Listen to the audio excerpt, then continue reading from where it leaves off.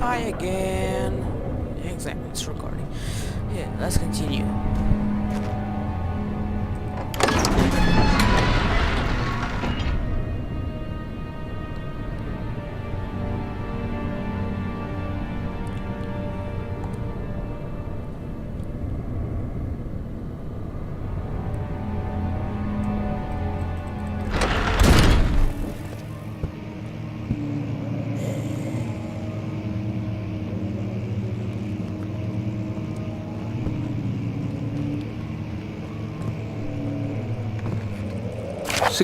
May 1839.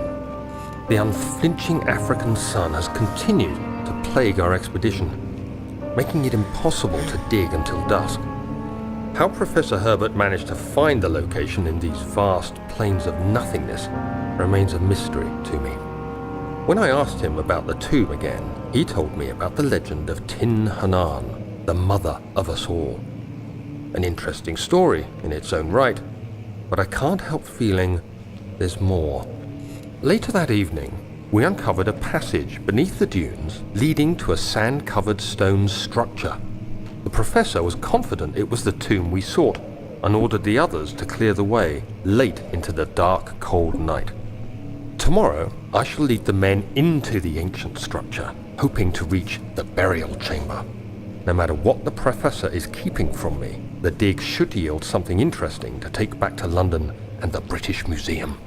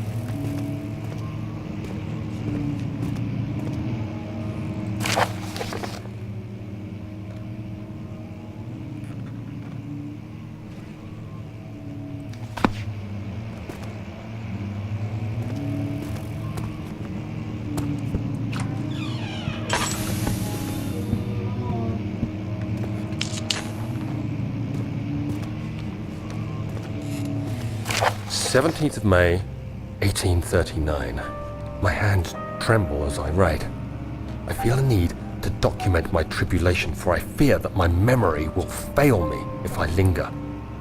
Today, I took some men and ventured into the dark, ancient passage we uncovered. Our torches burned faintly in the murky air as we slowly made our way underground. The men were superstitious and fearful. They argued loudly, and I felt their strange language getting to me. I mustered my strength and yelled at them to continue down the slopes and broken steps. The crudely carved passage confused me. It looked much older than the 4th century structure we had expected. The twisting path emerged into a great antechamber. The walls were lined with statues unlike any I'd ever seen. Despite their unearthly quality, I felt a strange familiarity toward them, which haunts me still. At the far end of the chamber, a great slab of stone sealed off whatever lay ahead. I gave the order to raise it, and as I pushed through the narrow space, the heavy stone suddenly dropped, sealing me inside. I was trapped.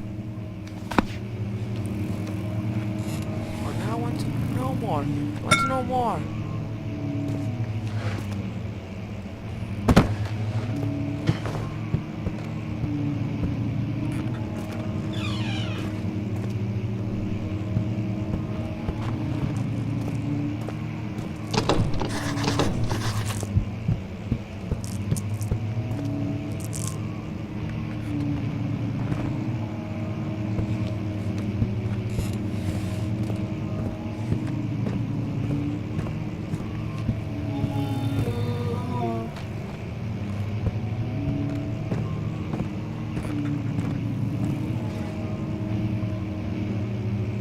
What was that?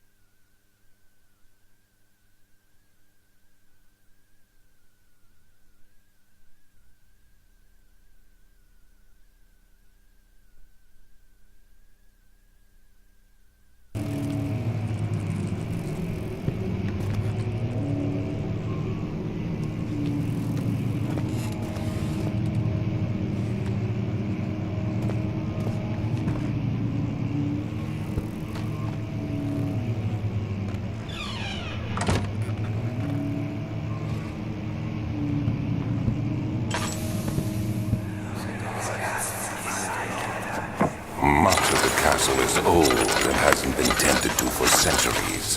When the shadow arrives, it won't take long until things start falling apart.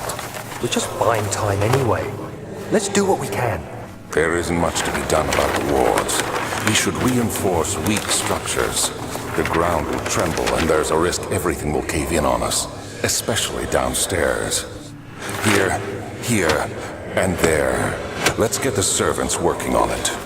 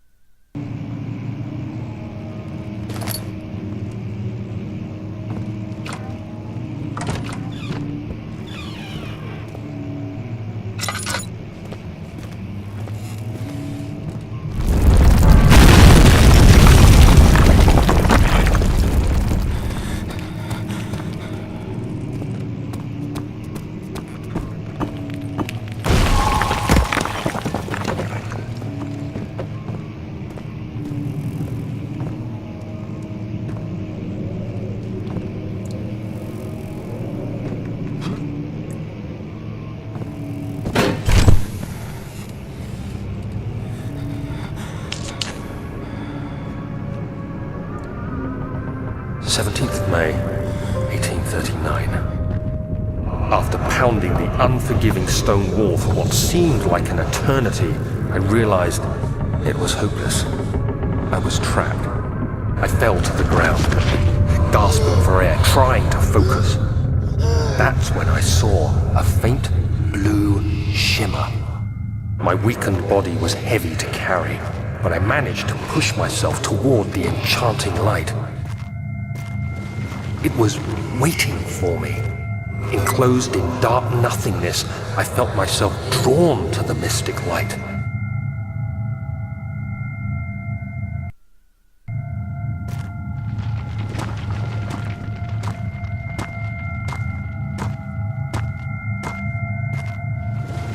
I reached out, closing it in my hands.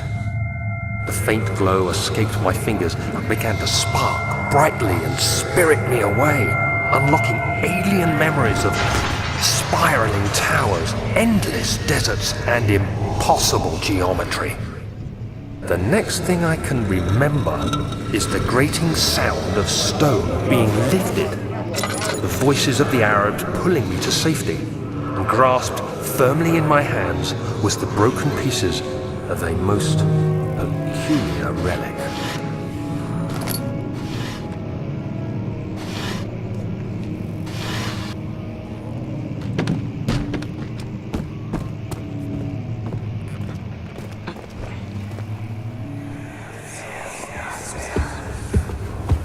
You have to be swift when you activate the first one.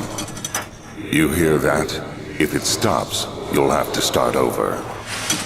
Isn't all this a bit excessive? You can never be too careful, Daniel.